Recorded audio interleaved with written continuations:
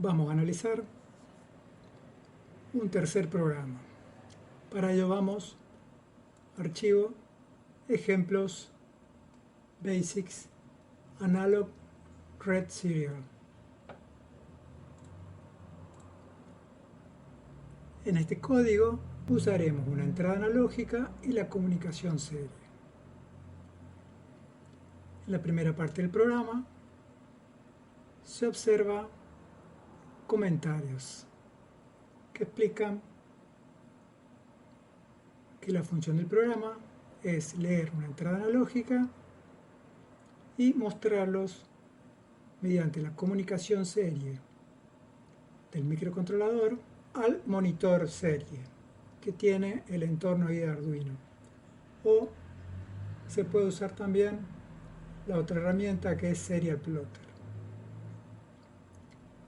En la segunda parte, el Voice Setup, se configura la comunicación serie. En este caso se llama a una librería, ¿sí?, que es Serial, que es estándar dentro del IDE Arduino cuando programamos.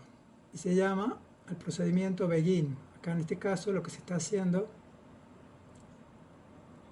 es se configura la velocidad a la cual va a trabajar el puerto serie, que es de 9600 bits por segundo. Dentro del void loop, dentro del programa que se ejecuta en la placa, lo que hacemos es, mediante la función analog_read, leemos la entrada analógica 0 y lo vamos a llevar ese valor a la variable sensor value, que es una variable entera. Luego ese valor lo vamos a mostrar en el monitor serie o en el Serial Plotter. Para ello usamos la librería Serial, procedimiento es println, o sea, mostrar, y hacemos un retorno de línea, el valor sensor value. Luego hay una pequeña demora para dar tiempo a que se ejecute nuevamente, ya que esto se repite al ser un loop. Entonces, ¿qué vamos a hacer ahora? Conectamos la placa Arduino al puerto USB y subimos el código. Como se puede observar, ahí se subió el código y ahora se observa que está llegando continuamente una señal de transmisión. O sea que estos dos LEDs que están acá son los que se usan para transmisión y recepción, la comunicación serie. Ya estaría el código cargado.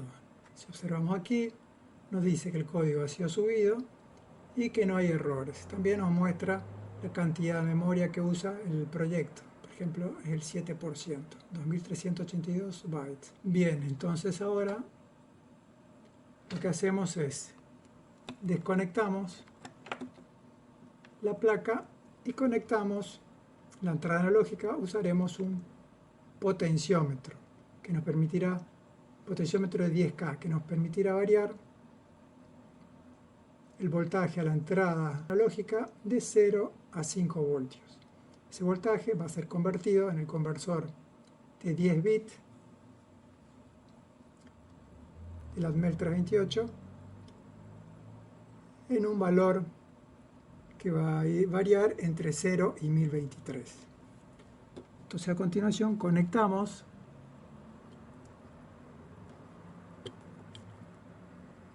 $5 del protoboard al 5 voltios de la placa y el negativo al GND de la placa. Y luego el punto medio del potenciómetro va a ir a la entrada analógica A0. Entonces, al darle alimentación,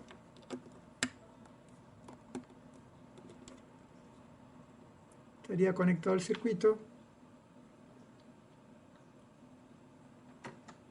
Volvemos al entorno IDE y seleccionamos herramienta, monitor serie. Aquí dentro de monitor serie debemos seleccionar la velocidad a la que hemos configurado dentro del programa, que es 9600 baudios, sin ajuste de línea porque ya en el código dice retorno de línea, sprint ln.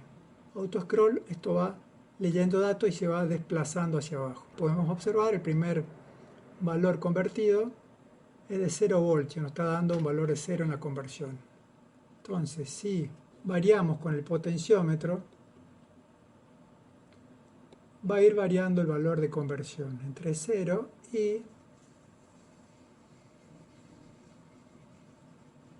1023, que es el máximo valor que toma la conversión para un conversor de 10 bits.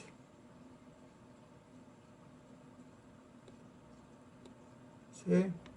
También podemos ver la información de la entrada analógica gráficamente. Para ello vamos a herramientas y Serial Plotter. Entonces, si vamos variando el potenciómetro, vemos que varía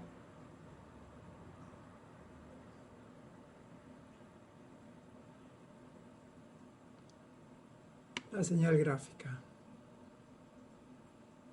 ¿Sí?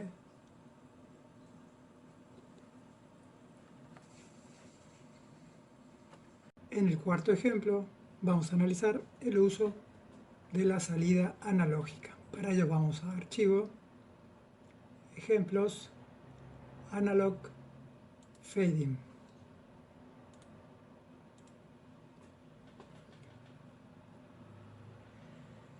En este ejemplo se usa la salida analógica.